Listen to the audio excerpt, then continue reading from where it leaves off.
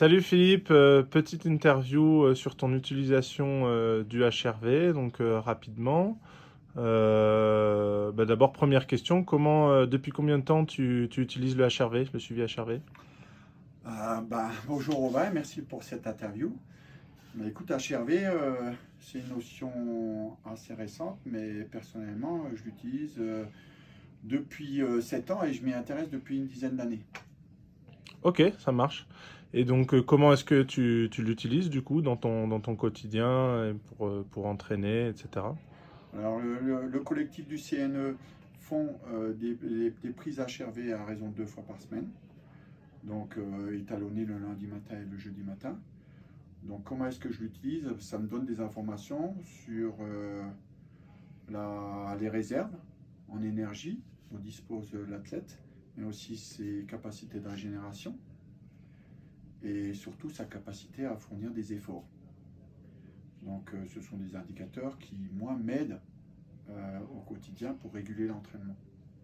Alors réguler l'entraînement, lorsque je me rends compte qu'effectivement un athlète dispose de très peu d'énergie et que ça s'avère ou ça se montre à l'issue au moins de 2 mesures HRV, eh bien, je suis obligé d'adapter l'entraînement parce que je sais pertinemment que je vais le payer par la suite. C'est-à-dire que l'athlète sera en difficulté pour répondre aux sollicitations d'entraînement. D'accord, et est-ce que tu as par exemple, juste un ou deux exemples sur ça qui nous permettraient de bien comprendre, voilà, un exemple que tu aurais déjà identifié, des tendances qui se reproduisent, ou comment est-ce que tu peux Alors, appréhender ça? ce que je peux dire, c'est qu'une mesure HRV ne donne jamais toutes les informations parce que HRV réagit beaucoup avec l'émotionnel également. Donc, lorsqu'un athlète fait une soirée ou lorsqu'à un moment donné il y a des excès alimentaires, etc., HRV peut montrer des signes négatifs. Par contre, effectivement, si ça se confirme, cette faiblesse d'énergie se confirme à l'issue de deux mesures, euh, souvent je me rends compte que de toute manière, dans l'eau, il n'est pas disponible pour l'effort demandé. Donc, HRV confirme ce que je vois et grâce à ça, je régule l'entraînement, je diminue la charge. Et souvent, ça passe par un entretien avec la tête pour essayer de comprendre déjà de ma part ce qui se passe.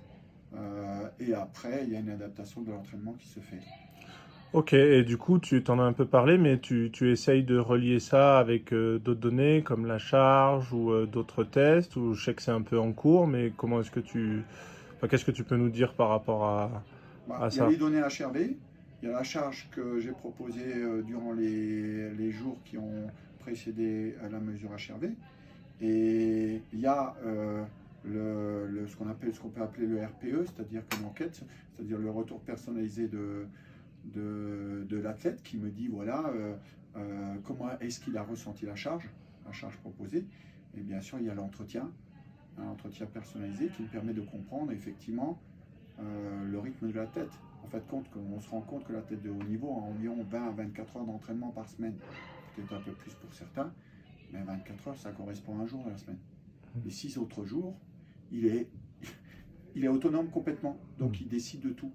Ok. Il décide de réguler son sommeil, il décide de bien s'alimenter, il décide de faire des périodes de repos, etc. Donc en fait, compte, l'entraîneur, entre guillemets, gère un septième du temps de l'athlète. Ok, très bien. Et peut-être juste une dernière question. Donc voilà, on voit qu'il y a plein d'éléments qui peuvent être intéressants pour réguler l'entraînement, etc.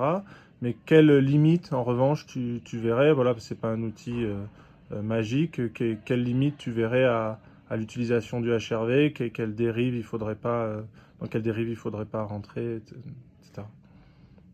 Là, effectivement, il y a des dérives qui peuvent se faire. Et je pense que la priorité pour le coach, c'est d'avoir confiance en ce qu'il voit, aux informations qu'il prend au bord du bassin, à la façon dont le nageur s'organise pour répondre aux sollicitations demandées. Ça, c'est la priorité.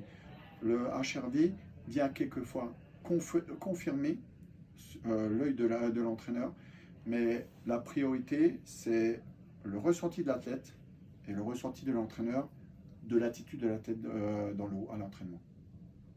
Ok, ça marche. Ben, merci beaucoup pour ça, Philippe. À ta disposition, Romain. Merci, à bientôt.